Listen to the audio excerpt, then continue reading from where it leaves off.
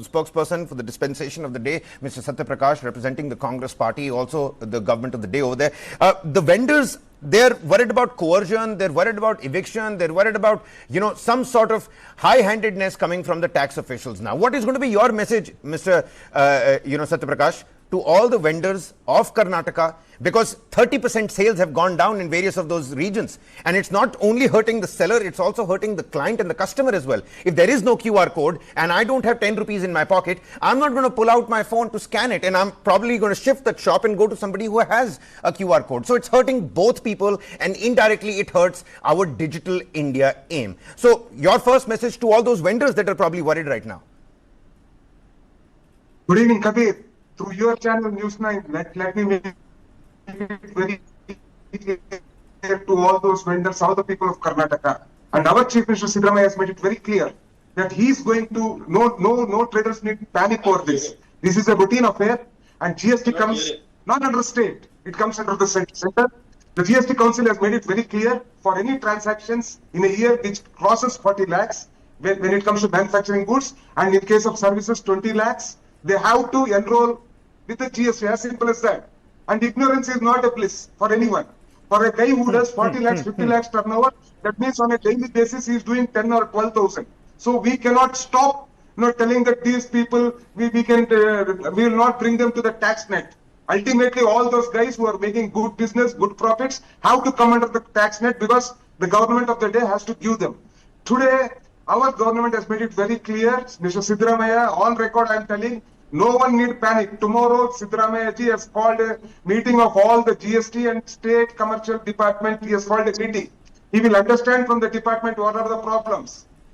Maybe something little bit more than a small, lip service of there's no need to panic. Maybe some sort of confidence building measures on ground to help them, approach these GST notices a little bit better as well. Because you're saying, Chief Minister Siddaramaiah saying that there's no need to panic, Mr. Prakash, but at the same point in time, 30% sales have gone down in so many of these places, and the QR codes are not returning back.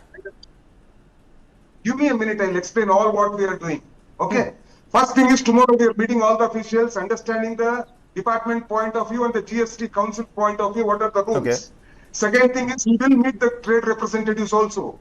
What we have done right now is, we have started a no GST campaign from the state.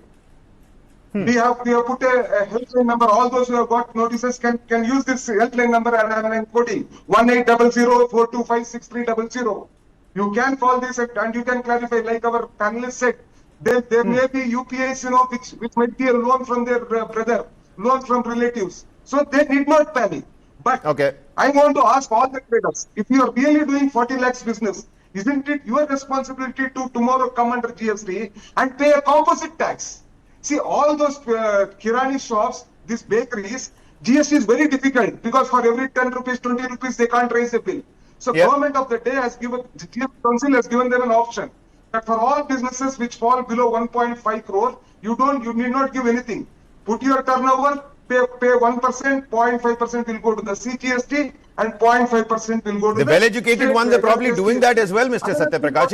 It's the small time when the spokesperson respond to those questions. 2 months back, something like this should have happened. Why wasn't it? I mean, you knew you had to mop up those taxes as well. So why not help these small-time vendors, Satya Prakash ji? It should have happened from 2018 only, when composite tax came. Well, thank you. And when the limits were fixed for 40 lakhs and 20 lakhs. That's okay. I will not run away from my responsibility. That is why we have started a lot of campaigns to know your GST and all. But what I would like to tell Mr. Bijon is, see, let us assume we gave 10,000 notices. And let us assume 1 crore is a turnover of those 10,000 people. 10,000 crores. The composite tax comes to a meager 100 crores. So here, the effort of whatever my BJP counterpart and Mr. Bijon is telling is lies. We don't want this 100 crores to fund our state. But what the major point that we are trying is, we are trying to bring more traders into the tax net. That is what GST Council has told us. And we should not allow any tax leaks. In the case of small traders, there might be big fishes. These are the fishes that the government is trying to catch. There will be huge big fish. There is clear apathy. Satya Prakash ji, you might be making absolute logic and sense right now, but on the street, when actual barter is taking place, this logic evades the window. Over there, it's there, only one logic applies there, that is supply and demand. I will put a last point. There is a catch. Very quickly, very quickly, very quickly. If someone is doing a 15 lakh turnover, No. just imagine Kabir, how much of Kabir. turnover he is doing in cash.